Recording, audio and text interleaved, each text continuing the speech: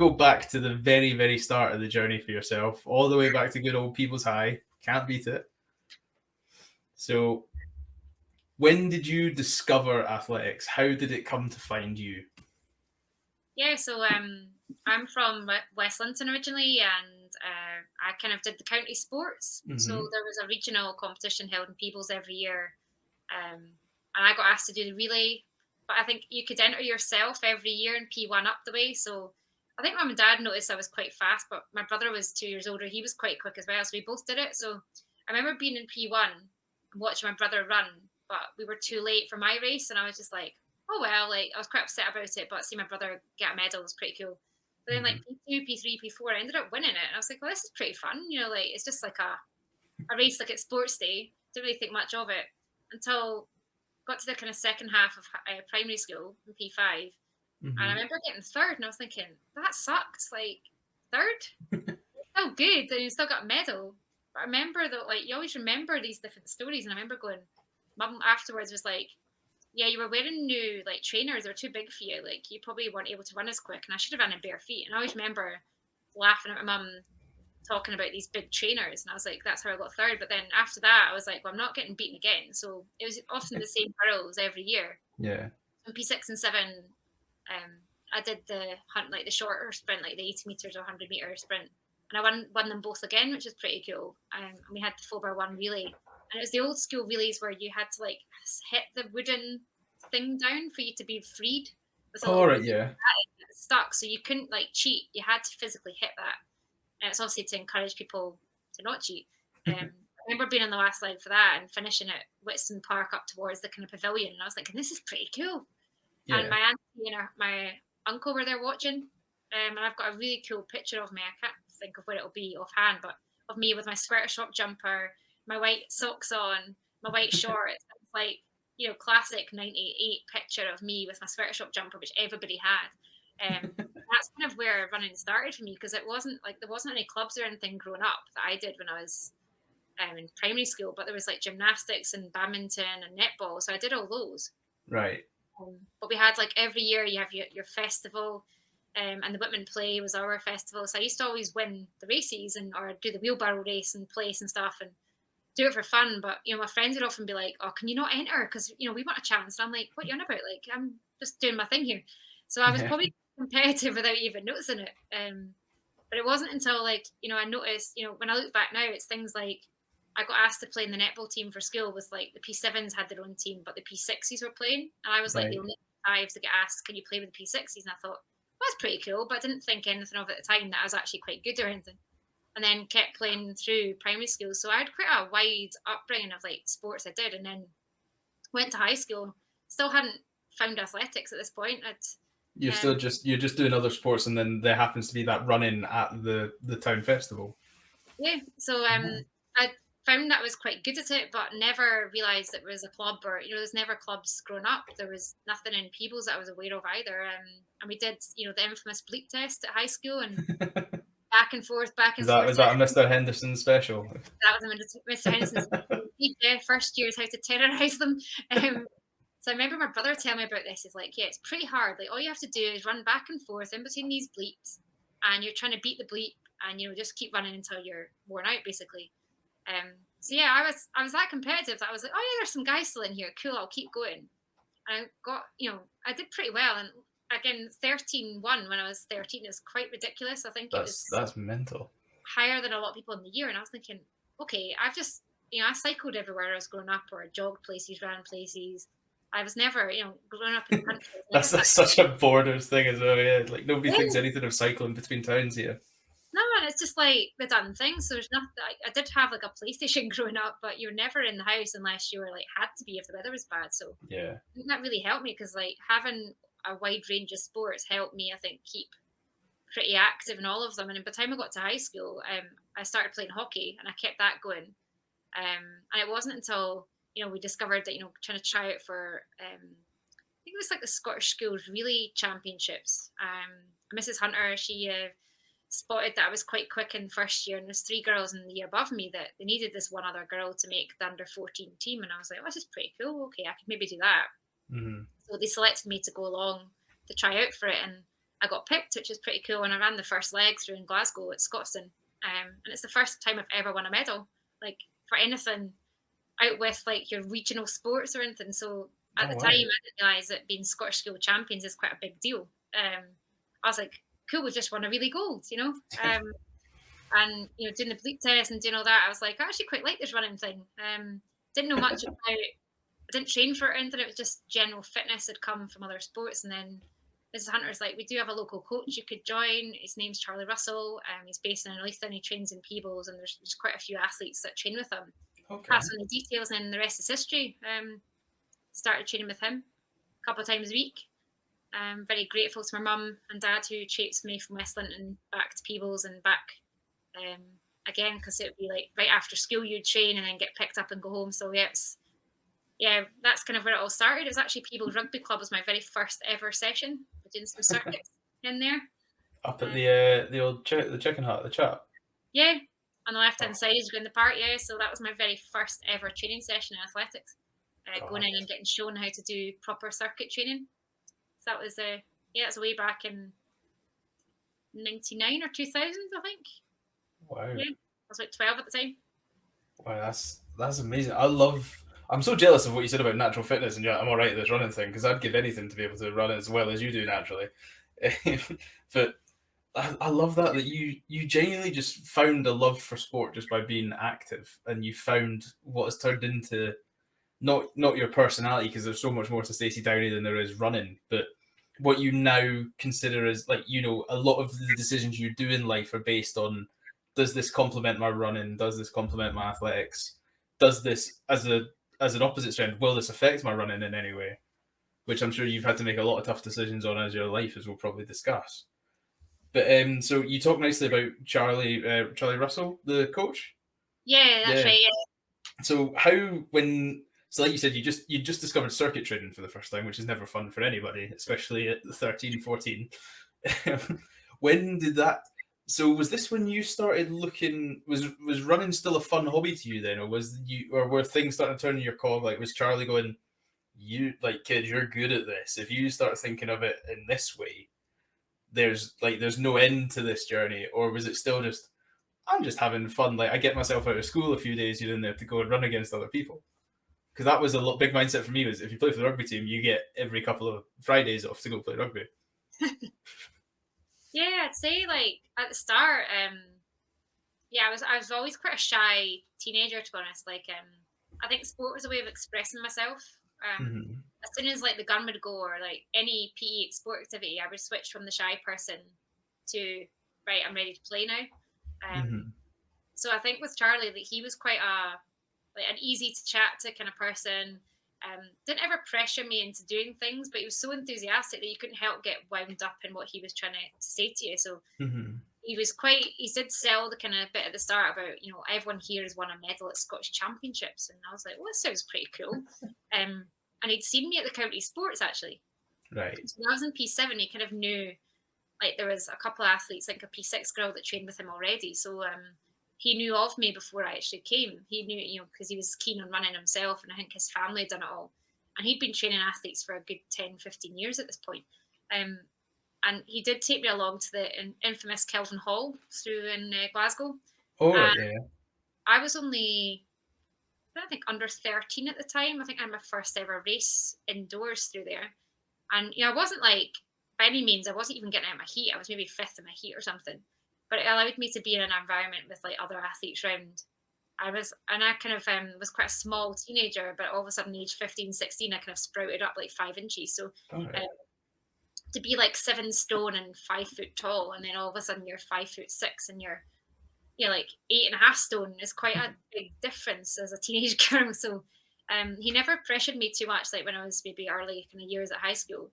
But the one thing he did encourage us to do was the Highland Games that are around in the local towns. So in Leithen, he's from the St. Onan Games, and up into Fife and all the kind of Inverkey then, Montrose, the way up as far as that. Braemar, I ran up there once in front of the Queen. That was pretty cool when I was 16. In that in the tiny one where she's got the little hut on the mound. Yeah. Oh, wow, that must have been cool. So yeah, like my whole kind of childhood was spent about, okay, right, the games season is from the end of May until the start of September. Every weekend there's one on pretty much, but he would help you work out what events and which ones to go to. And it was a bit of a mix between Peebles or Jedburgh and all these kind of big ones, and way up to Fife and all along. So I remember when I was, done it for a couple of years, went up to Braemar, and my coach was like, "Now, if you win this, you get to meet the Queen." I was like, "Well, that sounds pretty cool." And of course, I came second, so didn't get that chance, but it's still pretty cool to have done that as I was growing up. So my childhood was very much spent, as you can imagine, like training. I probably saw Charlie in the training group more than I did my own family sometimes. Um, I was doing it more for enjoyment to start with, and as I realised that, I did do some of the championship events when I was younger. I was never the best though, so I'd be the best I ever got from the age of 12 was like a third place at Scottish Champs, All or a right. second in like 12.9, which is still pretty quick for like a 12-year-old. But I was never like outstanding. I'd be in the rankings, I'd maybe be 25th or something in the rankings. I'd be well Okay. done. But then as the age groups went on and as I got older, like up to age 16, I was maybe in the top 10 of the rankings and so on. So I kind of kept edging my way up there. But again, I was always fourth in championship races. I was always fourth in league races against like Scottish Women's League would be against all like your top clubs. It would be like Edinburgh versus Glasgow versus like the Fife clubs and so on, and Aberdeen. And I'd always get fourth because the top three girls that would always medal at championships would be in every single race with. So I'm kind of, it's funny how I wasn't put off by all that though. So I think for some reason, I think because I still had hockey when I was going up kind of the end of fourth year, I didn't really notice like I wasn't improving or anything. So I probably was gradually improving, but I wasn't like getting loads of medals to show for it. But I was winning some money in the Highland Games scene, which was interesting. So I'd maybe win like a tenner if I'd been sixth or something. But yeah, I think the biggest thing for me was just like got to 2003 it was. I was 16 at the time, and I remember Charlie saying to me like, "If you really want to give running a go, you're going to have to drop hockey." And I was like, Oh, that's mental to tell a kid that at 16. so for me to be able, because I was a right defender, so the chance of me getting hit with the ball, I think I'd be knocked Quite out high. once. And I was really good at defender. I loved tackling. I'd still would have played if I'd had the chance to do both.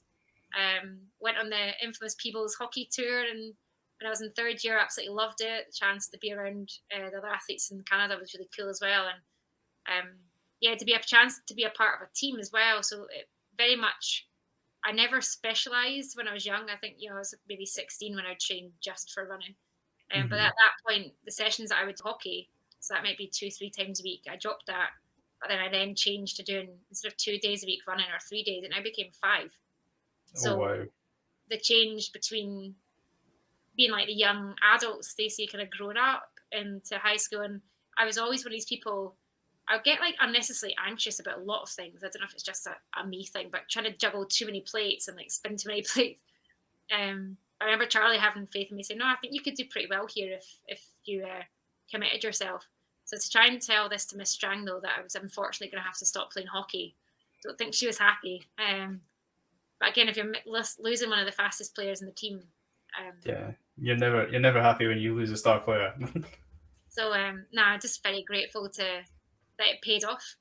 Could easily have went the other way, and that I got like an injury and I couldn't run. You never know, but yeah, it Wow. was. So I really want to talk about, because what you said there was really like potent about how you spoke about how your attitude never diminished after consistently coming fourth, which is, as much as there still is a first and a second, a fourth is like a real big hitter in athletics because you're not on the podium. So what do you put that down to? Because to have what is mental fortitude at 16, and almost your love, because it comes through when you talk, your love for just competing in sport is infectious. So how did you have that? Was it just a case of you like, oh, I've come fourth again, oh well, there's another race next week, I'll go do that? Or was it because you had the other sports that you thought, okay, well, I lost here, so you best believe I'm going to win this thing now that I'm annoyed because I've just lost here? So yeah, I think the person, I think like unbeknownst to me, I think my family have probably instilled this kind of competitiveness in me. I think my dad's side of the family, he's the youngest of 7, and they were all farmers. Christ, that's a Borders family if ever I've heard one there. Definitely. And he went to school in Peebles, and he was very good at like he did javelin at school, but he did it more for like he was good at it from doing it in PE, but never followed it up. And then on my mum's side, she was good at long jump and like sprinting. Again, just at school side, never like having followed it up when left school or anything. But I think my dad's side of the family are so competitive that they would go into all the local sports day stuff up here for the women and win everything. Okay. So I think I've kind of had that around me that, like if I was in a race, that they've always encouraged me. But I'd say, between my family, but also Charlie was the person that like he valued improvement, but never Right. like it was never about times for him. It was always about what medals you've won or what have you won. So if you won something, it doesn't matter what time you ran, you won something. So if you won a medal, you won a medal, and nobody can take that away from you. So I think that kind of attitude of never know what time I ran in training when I was younger. Everybody's obsessed with a time, I think, because everyone's like, oh, like the magic barrier for sprinting is always like 12 seconds for girls at a decent standard. It's like, have I run it? You'd always ask and say how fast it was going. He would just shake his head. He wouldn't tell me, and I think. I thought you meant shake his head as in you haven't ran it. He just wouldn't tell you at all. So he knew how fast you were going. No, I never did. I think I trained with him for a good 10, 11 years, and I never knew once what I ran in training. It was always his reaction though that would give me away. He'd be like, "Oh, it's amazing!" Like he'd look at the stopwatch and kind of do some funny comedy thing with it. You'd run with other people, so you kind of start laughing to yourself. And we didn't have like fancy facilities, so I don't think it ever kind of made me think like, am I doing like I didn't really know what other people had, so I just literally would turn up, train, and social media wasn't around. So I think that was the benefit of having a small bubble, being from like a small village, training with other people. So as soon as you go to all these fancy competitions, I'm like, wow, a track. I don't know what that is. Like, because all the Highland Games were held on grass as well. So I didn't have like, I trained in all weathers. You didn't have the fancy like indoor facilities or anything. If it was raining, you went out in it. And if it was torrential rain, you hid under a bus shelter or nearby, house awning or down at Innerleithen, they had like the lovely bit you could stand underneath the kind of garagey bit next to the pitch. Oh and yeah, I know exactly what you mean.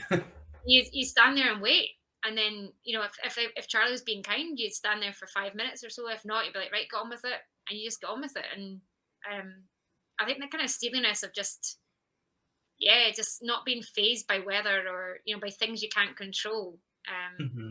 Yeah, Charlie kind of instilled that in me, I would say. I've always probably had it in me, but he kind of reaffirmed it. And yeah, he reminded me of what I was doing it for.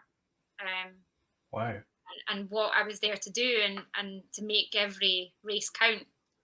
So yeah, even through high school, like it paid off to focus on my running, because when I was 16, I had an amazing year in the Highland Games circuit, winning about maybe 20 races across the year, which is quite unheard of for a young girl to be doing that. I think I was one of the first people to be awarded, it was like Women of the Year, like Sports Person of the Year for the Highland Games circuit, which is great. And I think back, like Laura Muir's had it, Sarah Inglis, that's the Commonwealth Games, like it's quite a few big names have had this. But I was one of the first to do it. And it was quite cool from there, my running coach has always had ties with Australia and big meetings out there in Victoria. There's a place called the Stall Gift. It's like the equivalent of the New Year Sprint, which is actually being held this weekend, bizarrely enough, in Meadowbank it's been postponed because of venue problems. But the New Year's they just rebuilt it, haven't they? Always in Meadowbank. Yeah, it just opened last week. It's a great facility. So he was like, right, we need to get a trip across to Australia, and he got in touch, and I was in my He makes it sound a lot easier than it is there. Yeah, just he was like, right, we're going to do it. So you're still at school and obviously not earning as much money or as other people wanted to go. But I did a fundraising kind of walk along the Innerleithen and Walkerburn Hills for about 14 miles, did a sponsored walk. Oh, nice. Raised all the money for me to go. So it was a pretty cool trip. And I found out, I didn't know this at the time, but an idol of mine growing up had been, I'd watched Cathy Freeman win the Olympics in Sydney in 2000. And I didn't realise that she'd ran at the Stall Gift as well in the 400 metres years ago before I'd been there.